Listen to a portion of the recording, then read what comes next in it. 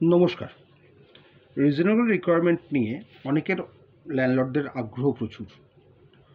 হ্যাঁ, ল্যান্ডলর্ডদেরকে বলছি, যারা ল্যান্ডলর্ড পক্ষ তাদেরকে বলছি যে রিজনেবল রিকোয়ারমেন্টের ক্ষেত্রে মোটামুটি মামলা যদি ঠিকমতো করা যায় তাহলে 90% আপনি জিতে যাবেন। ওই একটা গ্রাউন্ডে মামলা করলেই হবে। আপনাকে দেখাতে হবে যে আপনার ঘরের অপ্রতুলতা আছে, আপনার সেরমভাবে বেডরুম নেই, কিচেন নেই, গোডাউন নেই, জিনিসপত্র রাখার জায়গা নেই, তারপর ঠিকমতো আপনার আরও বেডরুম দরকার, ঠাকুরঘর দরকার, ড্রয়িং রুম দরকার, বাচ্চাদের জন্যে আলাদা রুম দরকার, বেডরুম দরকার বাচ্চাদের জন্যে, বাচ্চাদের আলাদা টিউশনের জন্য আলাদা ঘর দরকার। আপনার হয়তো বিবাহিত বোন আছে, তাকে আনার জন্যে তার থাকার জন্যে আলাদা ঘর দরকার। আপনি যদি ব্যবসা করেন, ব্যবসার জন্য ঘর দরকার, ইত্যাদিতে বহু গ্রাউন্ড আছে যাতে আপনি জিততে পারবেন। এই সম্বন্ধে একটা বড় ভিডিও করেছি, সেটা আজকের ভিডিওটা দেখে নেবেন।